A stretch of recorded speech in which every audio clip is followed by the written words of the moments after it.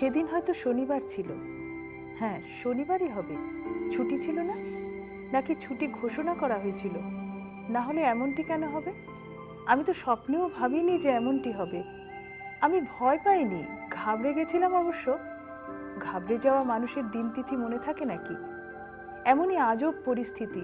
উৎকণ্ঠা আমাকে গিলে খাচ্ছিল, আবার অন্য চিন্তাও মাথায় ঘুরপাক খাচ্ছিল। কি ভাবছিলাম, কি করে বলি? চারপাশে আতঙ্ক, সবাই দিশেহারা। তখন যার সঙ্গে দেখা হতো সেই বলতো, এটা কি হলো, কেমন করে হলো? মানুষ মারা গেলে সেই দুঃখ সহ্য করা যায়, কিন্তু স্মৃতিভ্রষ্ট হলে কি আর করা যাবে? এখন স্মৃতিগুলো আবার ফিরছে ধীরে ধীরে। এক এক করে ঘটনাগুলি মনে পড়ছে। 1 মিনিট, বাস 1 মিনিট দাঁড়ান। মূল প্রসঙ্গে আসি। মূল প্রসঙ্গ, নভেম্বর মাসের প্রথম সপ্তাহের 2 কিংবা 3 তারিখ হবে শনিবার। শনিবারই হবে। শহরে দাঙ্গা ছড়িয়ে পড়েছিল। এক মহিলার হত্যাকে কেন্দ্র করে আরেকটি হত্যা, তার প্রতিহত্যা থেকে গণহত্যা, বাস দাঙ্গা ছড়িয়ে পড়ে। অভ্যন্তরীণ সুরক্ষার দায়িত্ব যদিও পুলিশেরই, তবু আমাদেরকে অ্যালার্ট থাকার আদেশ আসে। আমরাও অ্যালার্ট হয়ে পড়েছি। না জানি কখন আদেশ আসে। দেখতে দেখতে 2 দিন পেরিয়ে যায়, কোনো আদেশ আসে না। আদেশ না পেলে অ্যাকশন নেওয়া যায় না, অ্যাকশন না নেওয়ায় দাঙ্গা চলতে থাকে। আমরা হুকুমের গোলাম, এক আজব তটস্থতা। নমস্কার বন্ধুরা, দেখতেই পাচ্ছেন দারুণ ইন্টারেস্টিং একটা বই আমার হাতে। পড়তে শুরু করলে কিন্তু আর থামা যাচ্ছিল না, তবুও থামতে হবে, কারণ আমরা আপনাদের সাথে কথা বলবো। আমার হাতে যে বইটি রয়েছে, কুমারী হরিণীর চোখ, পাঞ্জাবি ভাষার লেখক মোহন ভান্ডারের লেখা। এটার বাংলা অনুবাদ করেছেন আমাদেরই রাজ্যের সাহিত্যিক শ্যামল ভট্টাচার্য। তিনি আজকে আমাদের সঙ্গে রয়েছেন, তার সঙ্গে বহু কথা বলতে হবে। তার আগে আপনাকে স্বাগত জানাই আমাদের অনুষ্ঠানে। নমস্কার। তো বন্ধুরা, এটার বইটির নাম বললাম প্রথমে, কুমারী হরিণীর চোখ। এটি মূল বইটির নাম ছিল বোধহয় মুন্দিয়াক। হ্যাঁ, তো এইটার এই জায়গাটির মধ্যে কুমারী হরিণীর চোখের বর্ণনা ভারী সুন্দর এসেছে। আমার মাথায় যেন আকাশ ভেঙে পড়ে। ওই কাতর চোখের জল আর অসহায় হরিণীর মতো চাহনি আমি সহ্য করতে পারি না। ওই ঘরের দরজা বন্ধ করে পায়ে পায়ে বাইরে বেরিয়ে আসি। ওই দৃষ্টি আমাকে বিদ্ধ করেছিল, একেবারে যেন কাতর হরিণীর চোখ।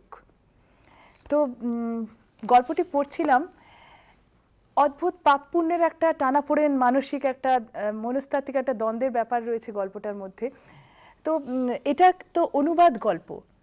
তো আপনি এই বইটা যে অনুবাদ করেছেন, পাঞ্জাবি ভাষা থেকে সরাসরি অনুবাদ করেছেন? হ্যাঁ, পাঞ্জাবি ভাষা থেকে সরাসরি। আচ্ছা, আমরা একেবারে গোড়ার থেকে শুরু করি। এইটার কথায় অনেক পরে আসবো।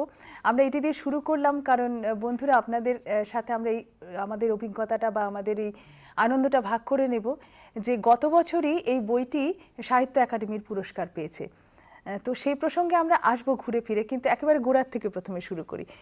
আপনি তো এই রাজ্যেরই ছেলে, তো একেবারে এই প্রথম দিকে আপনার কিছু কিছু লেখার মধ্যে আমরা কিন্তু কবিতার ছাপও পাই। তো আপনি কি প্রথম দিকে কবিতা লিখতেন? কবিতা ছড়া লিখতাম, কিন্তু কখনোই মনে হয়নি নিজেকে কবি হিসেবে। ছড়া কবিতা লিখেছি, সেগুলো ছাপাও হয়েছে এখানকার পত্রিকায়, কিন্তু আমার মধ্যে গল্প ব্যাপারটা ছিল শুরু থেকে। আচ্ছা আচ্ছা, সেটা কি নিজের থেকে আপনার অনুপ্রেরণা কেউ দিয়েছে বা আপনার নিজের থেকে লেখা? আসলে বোধহয় বড় হয়ে উঠেছি মানে গল্পের মাধ্যমে। ছোটবেলায় ভাত খাওয়া তো আমার মামা বা মা, মানে আমি খুব দুষ্টু ছিলাম, ভাত খাওয়া তো মানে গল্প বলে, ওই যে গল্প বা পরস্তাব, আমাদের যে মা ঠাকুমাদের যে পরস্তাব, ওই ব্যাপারটাই বোধহয় আমার ভেতরে প্রথম গল্পের বীজ প্রথিত করে দিয়েছিল। আর তারপর আমরা যেরকম পরিবেশে বড় হয়ে উঠেছি, আমার বাবা মার চাকরি ছিল আপনার ত্রিপুরা রাজ্যের বিভিন্ন জায়গায় ঘুরে ঘুরে চাকরি করতেন, ওরা স্বাস্থ্য দপ্তর বিভাগে কাজ করতেন। তো এই যে ওখানকার মানুষের মধ্যে থাকা, সবসময় বিভিন্ন মানুষের সঙ্গে থাকা, তো এই মানুষজন আমার শরীর ভেতরে যেভাবে কাজ করে, পরবর্তী সময়ে যখন বড় হতে শুরু করি, এই যে কল্পনার জগতের সঙ্গে বাস্তব যে আদর্শ নিয়ে বড় হওয়া, যেরকম আদর্শের পৃথিবীর কথা ভাবি, তার সঙ্গে যে বাস্তবের যে বৈসাদৃশ্য, এবং তার সেটা থেকে যে মানুষের দুঃখ, কষ্ট, যন্ত্রণা, মানুষের অপ্রাপ্তি এর ব্যাপারগুলো, সেগুলোই বোধহয় আমাকে লিখতে বাধ্য করে পরবর্তী সময়ে। বেশি বেশি পারিবারিকভাবে কি কেউ লেখার সাথে যুক্ত ছিলেন কোনো সময়? না, পারিবারিকভাবে আমি প্রথম, পরে আমার ভাই বা বোনেরা ওরা লেখে, কিন্তু আমার বাড়িতে আমার আগে কেউ কখনো লেখেননি। আচ্ছা, তো আপনার যে পেশাটাতে আপনি ছিলেন, আমরা যেটা শুনেছি আপনি বিমান বাহিনীতে ছিলেন, তো সেটাতে কিভাবে যাওয়া? সেটা এমনি একটা অন্য একটা কম্পিটিশনে ওই গল্প কবিতা লিখতাম, একটা কবিতা পড়তে গিয়েছিলাম ওই রাজ্যভিত্তিক একটা প্রতিযোগিতায় আসামে। সেখানে এরকম বর্জার এয়ারপোর্টের সামনেই এয়ারফোর্স স্টেশন, যে গুয়াহাটি, সেই সেই গুয়াহাটির সামনে signboard join air force for bright future ইত্যাদি দেখে অ্যাট্রাক্টেড হলাম। ওখানে গিয়ে জিজ্ঞেস করলাম, ওরা বললো যে কালকে সকালেই একটা রেলি আছে। মানে এটা কাকতালীয় পুরোপুরি। পরদিন সেই পরীক্ষায় বসলাম এবং সিলেক্ট হয়ে গেলাম। তখন আপনি কোন ক্লাসে পড়তেন? তখন আমি জাস্ট দ্বাদশ পাস করেছি। আচ্ছা, তো পাস করিনি, তখন পরীক্ষা দিয়েছি, তখন রেজাল্ট। এভাবে যে হঠাৎ করে আপনি বিমান বাহিনীতে যোগ দিলেন বা এই সিদ্ধান্তটা নিলেন, একেবারেই ছেলে মানুষই ভাবে বলা যায়, তো মা বাবা বারণ করেননি? বা হ্যাঁ, বাবা মা মোটেই খুশি হননি ব্যাপারটায়, এবং ওরা খুশি হননি, মোটেই খুশি হননি। এবং কিন্তু যেহেতু জানেন ছেলে, এবং আমি 12-এ খুব ভালো রেজাল্ট করিনি, জানে যে সে হয়তো খুব সাংঘাতিক কিছু হবে না। আর আমার পিসেমশাই, মানে কাকতালীয়ভাবে আমার পিসেমশাই এয়ারফোর্সে ছিলেন। তো ওই সময়ে পিসেমশাইয়ের সঙ্গে বাবা ট্রাঙ্ক করে কথা বলেছিলেন। পিসেমশাই বলেছিলেন যে হ্যাঁ, ও যখন অন্য কোনো বিভাগে, এয়ারফোর্স খারাপ না, পাঠিয়ে দিতে পারিস। তো এটা কি আপনার, এই যে পিসেমশাই ছিলেন বলছেন, তো সেই জন্য কি আপনার মধ্যে কোনো রকম অনুপ্রেরণা ছিল যে আপনি সেনাবাহিনীতে যোগ দেবেন, নাকি এটা এমনিতেই হঠাৎ করে? না না, হঠাৎ করে হয়নি। আসলে ছোটবেলায় আমাদের শৈশবেই ৭১-এর যুদ্ধ হয়েছিল। তো আমরা সেই দেখেছি আমাদের ফায়ার ব্রিগেডের সামনে দিয়ে সে সারিবদ্ধভাবে কনভয় যেত বাংলাদেশ সীমান্তের দিকে। তো সেই সময় আমাদের দিদিরা, স্কুলের দিদিরা, ওরা সে মালা দিত সৈনিকদেরকে। তারপর যুদ্ধ হলো, যুদ্ধের গল্প ভেসে আসতো। যত ছোটই হই না কেন, যুদ্ধ তো তার মধ্যে প্রভাব ফেলে। এবং আমি তখন ভাবতাম আমি বড় হয়ে সৈনিক হব। আচ্ছা আচ্ছা। আমাদের স্কুলের বই একটা কবিতা ছিল, মাগো আমি নাম লেখাবো দেশের সৈন্য দলে। আচ্ছা আচ্ছা। তো সেই কবিতাটা আমার খুব প্রিয় গল্প ছিল। এবং ছোটবেলায় আমি বাবা মার কাছে জেদ করতাম আমাকে মিলিটারি পোশাক কিনে দিতে, এবং আমাকে বাবা বাধ্য হয়েছিলেন মিলিটারি পোশাক। ছোটবেলা থেকেই নেশাটা ব্যাপারটা ছিল যে আমি যুদ্ধে যাব। আসলে আমার সারাটা জীবনই আমি দেখছি ইচ্ছা পূরণ, আমি এটা হতে চেয়েছি সেটা হয়েছি, ইচ্ছা পূরণের একটা গল্প আছে আর কি। তো আচ্ছা, এটা কিন্তু আপনি এরকম একটা পেশা বেছে নিলেন জীবনে, যেটা নাকি সংঘাত থাকবেই সে জীবনের মধ্যে, অনেক টানাপোড়েন থাকবে, ওঠাপড়া থাকবে। আমরা বলছি আমাদের মধ্যবিত্ত যে নির্ঝঞ্ঝাট জীবন, তার থেকে একেবারেই আলাদা। হ্যাঁ, তো এই জীবনটার মধ্যে চলতে গিয়ে আপনি তার পাশাপাশি যে সাহিত্যের কাজ চালিয়ে যাচ্ছেন একেবারে নিয়মিতভাবে, যেটা নাকি অনেক মধ্যবিত্ত লেখকও কিন্তু এতটা ধারাবাহিকভাবে সেটা চালাতে পারেন না, অনেক সময় বাধা হয়। তো আপনার কোনো সময় এই ক্ষেত্রে বাধা এসছে কি আপনার কাজ করার ক্ষেত্রে? বাধা অনেক এসছে, কিন্তু আমি আসলে সেই বাধাগুলোকেই আমি যে জীবন দর্শনে বিশ্বাস করি যে বাধা তো আপনার জীবনে আসবেই, কিন্তু আমি মনে করি সেই বাধাগুলোকে জয় করতে হবে। এবং সেই বাধাগুলোকেই যদি আমার অ্যাডভান্টেজিয়াস ভাবে নিয়ে নিই, যেরকম আমাকে লাদাখে আমার যেতে হয়েছিল, মাইনাস টেম্পারেচারে কাজ করতে হয়েছিল, কিন্তু আমি সেটা থেকে, এবং যুদ্ধের মধ্যে ঠেলে দেওয়া হয়েছিল কোনো কারণে, কিন্তু সেটাতেই আমি সেখান থেকে আমি উপন্যাস লিখে বেরিয়ে আসি। সেটার সময় আপনার প্রথম উপন্যাস বুখারি যেটা লেখা হয়। তো তো এই যে কাজ করার পাশাপাশি যে সাহিত্য চালিয়ে গেছেন আপনি, তার জন্য আপনার যে যারা আপনার সহকর্মী ছিলেন, আমি বলবো যে তারা কতটা মানে আপনাকে সহযোগিতা করেছেন, বা তারা কি অনুপ্রেরণা দিয়েছেন? আপনার পাশাপাশি তো তারাই বেশি থাকতেন সবসময়। আমার মানে যে মানে উপরওয়ালারা খুব বেশি আমাকে করেন, সহায়তা করেন, কিন্তু আমার সঙ্গে আমি একটা পরিবেশ সবসময় গড়ে নিতাম। মনে করুন যেখানে গেছি এমন কিছু কাজ করতাম যাতে নাকি সবাই ভাবতো যে এই লোকটা, যেমন অন্য বন্ধুরা যখন ডিফেন্সে, আপনারা জানেন যে মদ খুব রেডিলি অ্যাভেলেবল, আপনার যে কোনো সময় তাস খেলা, এইসব ব্যাপারগুলো, আমি সেই সময়টা আমার ওইসবের পেছনে, আমি তাস জানি না, শিখিনি, রামি খেলতে জানি না। পাইলটরা যখন ইয়েতে থাকেন তো ওরা বসে বসে তাস খেলে সময় কাটান, আমি কখনো গ্রাউন্ড ক্রিউদের সঙ্গে। যেমন আপনার কথা শুনতে শুনতে মনে পড়ছে নজরুলের কথা। নজরুল যখন সেনা শিবিরে ছিলেন তখন কিন্তু প্রথম তিনি শেরশায়েরির প্রতি আকৃষ্ট হন ওখানে। তো আপনি এরকম ভাবে কাউকে কি পেয়েছেন যে তাদের সাহিত্যের কথা, আপনার যে সহকর্মীদের মধ্যে থেকে কেউ কি ছিল এরকম সাহিত্য মনস্ক, যে নাকি আপনাকে তার ভাষার সাহিত্য শুনিয়েছে, বা তার কথা শুনে আপনি কোনো নতুন একটা কিছু সাহিত্যের দিকে আকৃষ্ট হয়েছেন? না, সহকর্মীদের মধ্যে সাহিত্যিক হিসেবে কাউকে পাইনি। তবে আমার থেকে অগ্রজ একজন কবি সৈয়দ হাসমত জালাল, উনি সেই সময় এয়ারফোর্সে ছিলেন, ওর সঙ্গে মাঝে দেখা হয়েছিল, কিন্তু ওর দ্বারা আমি অনুপ্রাণিত হইনি। আচ্ছা। হ্যাঁ, অনেক পরে সেই ব্যাপারটা। আমি যেখানেই গেছি, মনে করুন যখন যোধপুরে ছিলাম সেখান থেকে আমি সূর্যনগরী বলে একটা কাগজ করেছি, হিমাচল প্রদেশে ছিলাম সেখান থেকে পাহাড়ি বলে একটা ছোট গল্পের ছোট লিটল ম্যাগাজিন করেছি, লাদাখে গেছি সেখান থেকে হিমোজামিনী বলে সাইক্লো স্টাইলে একটা পত্রিকা বেরিয়েছিল। তো যেখানেই গেছি একটা করে লিটল ম্যাগাজিন করার চেষ্টা করেছি। আর তার আগে যেটা করতাম দেওয়াল পত্রিকা, সব ভাষাভাষী, হিন্দি বাংলা সব মিশিয়ে বন্ধুদের কাছ থেকে বলতাম সবার জীবনেই একটা গল্প থাকে, কোনো একটা গল্প লেখ, নিজের জীবনের প্রেমের গল্প বা অন্য গল্প, হারানোর গল্প, সেসব ওদেরকে দিয়ে জোর করে লিখিয়েই একরকম সেগুলো হাতে লিখে সুন্দর করে প্রেজেন্ট করা। আচ্ছা আচ্ছা, বাহ। তো এই যে এবার আসি আপনার এই বিভিন্ন ভাষার অনুবাদে। বন্ধুরা, শ্যামল ভট্টাচার্য কিন্তু যেমন নিজের গল্প লিখেছেন, নিজের উপন্যাস লিখেছেন, 2টি উপন্যাস আছে, তার বেশ কয়েকটি ছোট গল্পের সংকলনও রয়েছে, কিন্তু তার পাশাপাশি রয়েছে বেশ কিছু অনুবাদ গ্রন্থ।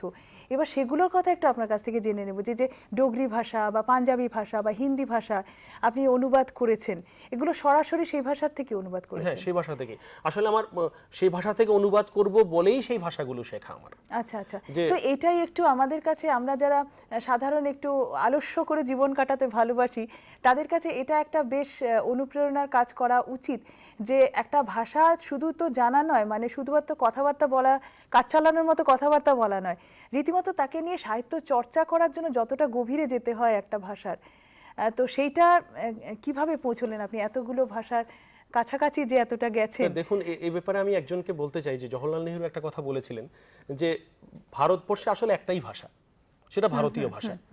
হ্যাঁ, ভারতবর্ষে একটাই ভাষা, ভারতীয় ভাষা। এখন সেটা কি হয়, বিভিন্ন জায়গায় আমরা বিভিন্ন জনপদের মানুষরা আমরা যুগ যুগ ধরে আমরা এক ধরনের কথার মধ্যে, ভারতীয় সংস্কৃতি যেহেতু একটাই, সেখানে বিভিন্ন ভিন্নতা আছে, কিন্তু তার মধ্যে একটা মিলনের ব্যাপারও আছে, আমাদের অনুভূতিগুলো এক। তো যেহেতু অনুভূতিগুলো এক, সেহেতু সেই ভাষাগুলো বুঝতে এবং শিখতে অসুবিধা হয়নি। যেখানেই গেছি আমি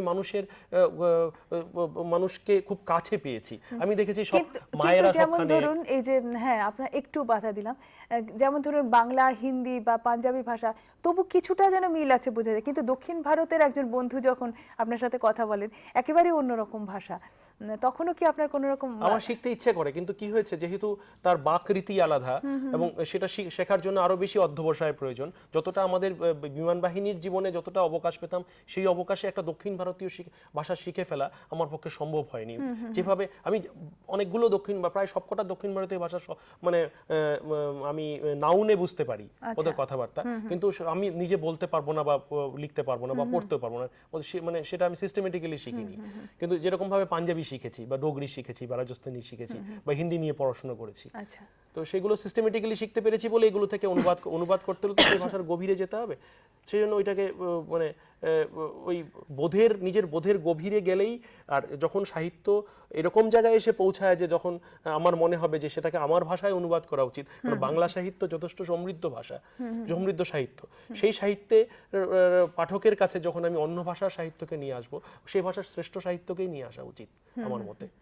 তো সেটা করার জন্যই আমাকে সেই ভাষাগুলো সেইভাবে শিখতে হয়েছে। তো এর আগে এখানে আপনার একটা বই আমরা দেখছি, লোদ্রোভার কাছাকাছি, এটা বোধহয় আপনার দ্বিতীয় উপন্যাস।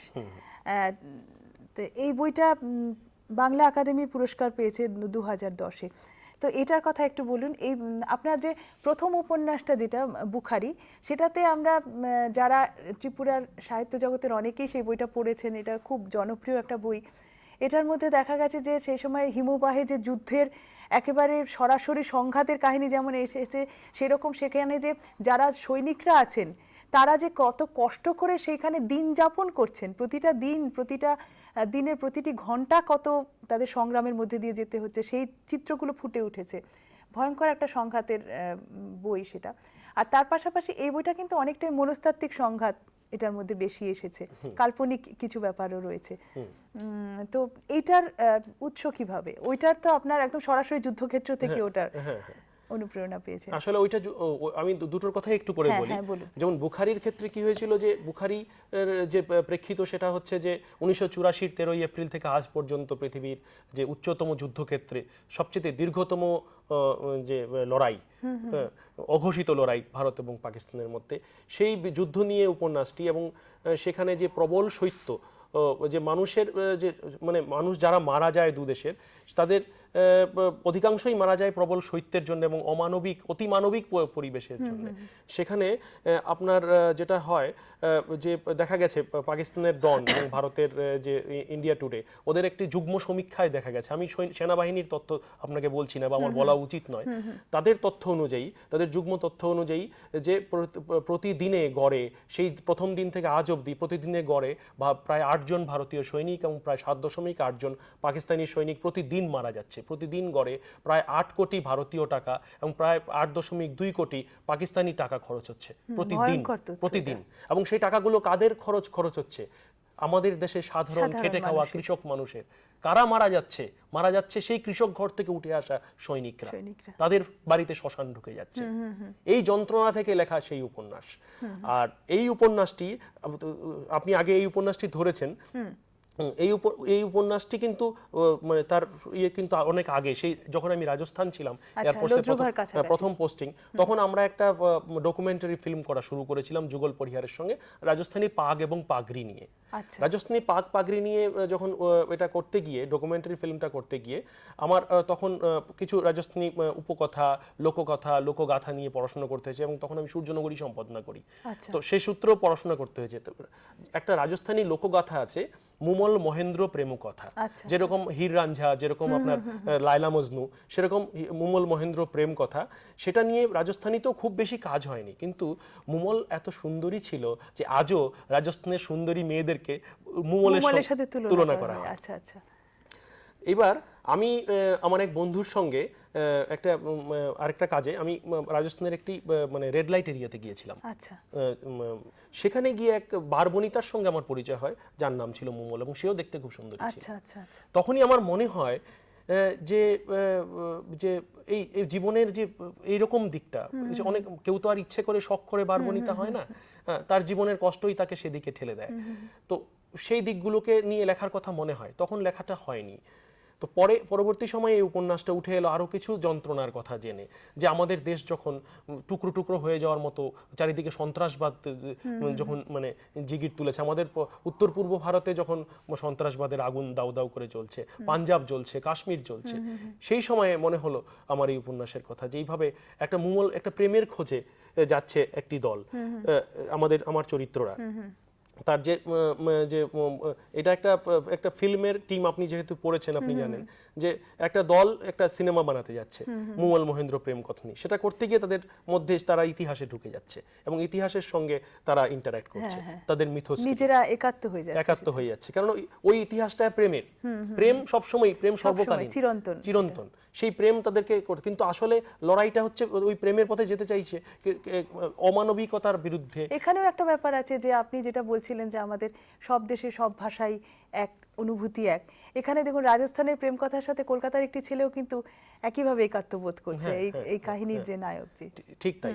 এবং এই যে পরিতোষ, যে নর্থ ইস্টের ছেলে, যে নাগাঝাঙ্কা চা বাগানে বড় হয়ে উঠেছে, মরিয়ানি, নাগাঝাঙ্কার কাছাকাছি মরিয়ানি চা বাগানে বড় হয়ে উঠেছে, সাধারণ সে আর্কিওলজিক্যাল সার্ভে অফ ইন্ডিয়াতে সে একটা এলডিসি হিসেবে চাকরি পেয়েছিল ইউপিএসসি পরীক্ষা দিয়ে। পরবর্তীকালে নিজস্ব পড়াশোনা অধ্যবসায় দিয়ে সে কিউরেটর হয়, সে মিউজিওলজি নিয়ে পড়াশোনা করে। এখান থেকে শুরু হলো উপন্যাসটা। তো সেই ছেলেটির জীবনে কিভাবে সন্ত্রাস চলে, সে একটি মেয়েকে বিয়ে করে, সাধারণ মেয়েকে বিয়ে করে, যার বাড়ি কোকরাঝাড়ে, এবং যাকে বিয়ের আগেই সে বলতে পারেনি তার স্বামীকে, কোনোদিন বলতে পারেনি যে তাকে সেই সো কল্ড টেরোরিস্টরা এবং ওরা ওকে অত্যাচার করেছিল তাকে। তো সেই অত্যাচার তার মনের মধ্যে, তার জীবনে যেভাবে এসে যায়, তার পুরুষদের প্রতি, একটা পুরুষ জাতের প্রতি তার ঘৃণা চলে আসে। এমনকি এত ঘৃণা যে যাকে সে ভালোবাসে, তার স্বামী, যাকে এত প্রেম, তার প্রতি যে ভালোবাসাটাও এবং তাদের স্বাভাবিক জীবনযাত্রাটাও নষ্ট হয়ে যায়, তাদের জীবনটাও মানে অশান্তিতে ভরে ওঠে। এবং যে জন্য নাকি তার স্বামীও এক সময় রেড লাইট এরিয়াতে যাচ্ছে বা অন্য ব্যাপারগুলো দেখছে। এটার কখনোই পরিপূরক না, কিন্তু এভাবে ঘটনাগুলো ঘটে। সেই জিনিসগুলো সেভাবেই এসছে আর কি, আমার মনে হয়। আসলে এই সময়টাকে ধরার চেষ্টা, এই সময়ের যন্ত্রণাটাকে ধরার চেষ্টা, এটাই বোধহয় একজন কথা সাহিত্যিককে লিখিয়ে নেয়। আচ্ছা, আরেকটা কথা জানতে ইচ্ছে করছে যে আপনার বিভিন্ন গল্পের বই আমরা যেমন এই বইটি, যেমন ফুলমতির বসন্তকাল, এটার মধ্যে গল্পগুলোর স্বাদ যেরকম একদম গ্রাম জীবনের ছবিও উঠে এসেছে, একেবারে নিপুণভাবে তুলে এনেছেন আপনি, তেমনি আবার বিভিন্ন গল্পের মধ্যে আপনার পরবর্তী গল্পগুলোর মধ্যে যে শহুরে জীবনের অনেক ছবি, কিন্তু নাগরিক জীবনের ছবি এসেছে। তো এই যে আপনি যে পেশাটার মধ্যে ছিলেন, গল্পকার আমরা যেটা বলি যে গল্প লিখতে হলে যে সূক্ষ্ম দৃষ্টিটা থাকে সেটা নিশ্চয়ই আপনার ছোটবেলা থেকে আছে, যার ফলে আপনি আকৃষ্ট হয়েছেন গল্প লেখার প্রতি। কিন্তু মানুষের সাথে মেশারও একটা ব্যাপার থাকে। প্রতিটি কোনো একটা স্বপ্ন দেখার থেকে তো একটা নিখুঁত গল্প, সূক্ষ্ম গল্প লেখা যায় না। তো এইভাবে মানুষের কাছে যে আপনি পৌঁছেছেন, এটা কিভাবে করেছেন আপনি আপনার পেশার পাশাপাশি? সেটা যখনই মানে যে মনে করুন আমি ট্রেনে আমি আমি সবসময় এসি এবং ফার্স্ট ক্লাসের আমার র্যাঙ্ক অনুযায়ী পেতাম, কিন্তু আমি ট্রাভেল করতাম সেকেন্ড ক্লাসে বা স্লিপার ক্লাসে, কারণ তখন মানুষের সঙ্গে মেশা যায়। হ্যাঁ, তো আমি কখনোই নিরাপদ জীবনকে বেছে নিইনি। সবসময় আমার কাছে এটাই মনে হতো, যত বেশি মানে আমি যদি জাহাজে, আমি যখন চীনে গেছি, যদি জাহাজে যাওয়া যেত আমি জাহাজে যেতাম। আমরা অনেক কিছু জানলাম আপনার থেকে, সত্যি খুব ভালো লাগলো। আর নিশ্চয়ই আরও জীবনের বিভিন্ন ছবি আপনার লেখায় আরও আরও উঠে আসবে, এবং আমাদের শুধু ত্রিপুরা নয়, যেভাবে আপনি সমস্ত ভারতের সবার কাছে প্রিয় হয়ে উঠছেন লেখক হিসেবে, আপনার জন্য আমাদের অনেক শুভকামনা রইল। আপনার লেখক জীবন দীর্ঘায়ু হোক, আমরা সেই কামনা রাখবো। অনেক ধন্যবাদ আপনাকে। ধন্যবাদ। আমরা কথা বলছিলাম সাহিত্যিক শ্যামল ভট্টাচার্যের সঙ্গে। তো এটা তো একটা পর্বে শেষ হওয়ার নয়, অনেক কথা, অনেক জীবনের কথা। একটা জীবনের মধ্যে যে কতগুলো জীবন লুকিয়ে থাকে, যে বিভিন্ন জায়গায় ঘুরলে আমরা আমাদের ঘরটার মধ্যে যখন বসে থাকি তখন মনে করি এটাই আমাদের পৃথিবী, কিন্তু এক পা করে একটু বাইরে বেরোলেই কতগুলো জীবনকে যে নিজের জীবনের মধ্যে ধরে নেওয়া যায়, একজন কথা সাহিত্যিকই বোধহয় সেটা সত্যিকারের উপলব্ধি করতে পারেন। তো সুতরাং সেটা এক পর্বে শেষ হওয়া সম্ভব নয়। আমরা আমাদের আলোচনা চালিয়ে যাব, দ্বিতীয় পর্বে আমরা সেই ছবিগুলো আবার তুলে আনব।